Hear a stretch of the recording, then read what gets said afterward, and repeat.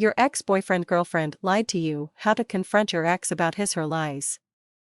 This probably happens to too many men and women trying to get their ex back. Your ex tells you he or she is not ready to get back together just yet, but suggests that the two of you keep in touch as friends and see where things go.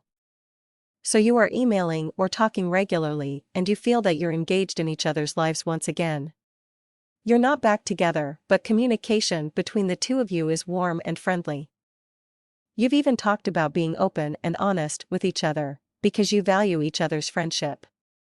But then one day you find out that your ex lied to you. Your ex told you he or she was going out with friends, but yet he or she was out on a date.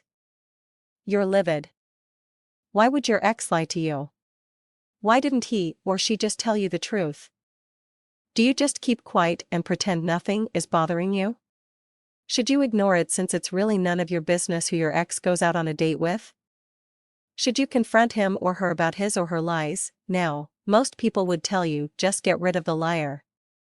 If lying or cheating was a major problem in the relationship, I'd say lose the loser too. But if not, there are many reasons why your ex might not want to tell you he or she was out on a date with someone else. Point 1.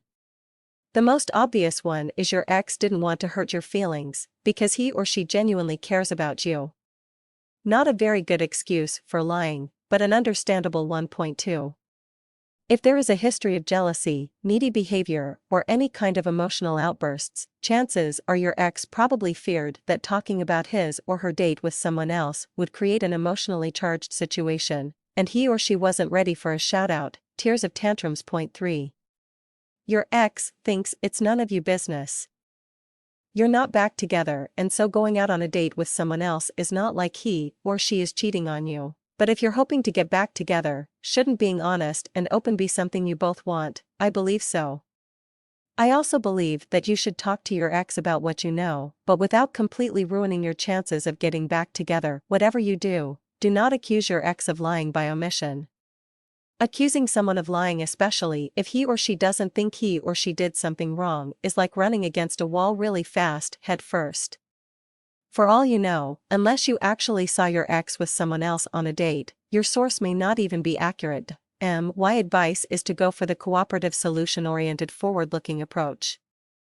The use of an open, direct, non-confrontational, non-antagonistic, and non-coercive approach radically reduces the harmful consequences of the traditional adversarial, backward-looking approach. It'd sound something like this: you know how much I care about you and value your friendship. We've had our ups and downs, but look at us, we're still friends. This past weekend, however, you told me that you were going out with your friends, but I found out that you were out on a date. I fully understand we're not back together, but for my own sake, I need to know that I can trust others by trusting myself.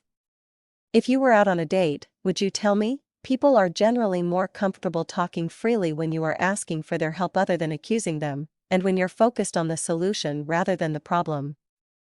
And most people approached this way will likely face up and admit that they did actually go out on a date and tell you why they felt the need to lie about it. Listen without interrupting, then after your ex is done taking, follow with a cooperative, solution-oriented response: I understand. I've made mistakes in the past, and some of those mistakes may have caused you to feel that you could not tell me you were going out on a date. I am working on myself, and knowing that you can be open and honest with me about things such as this will give me the opportunity to practice being more trusting of my own judgment and of others. As my friend, I may need your help from time to time.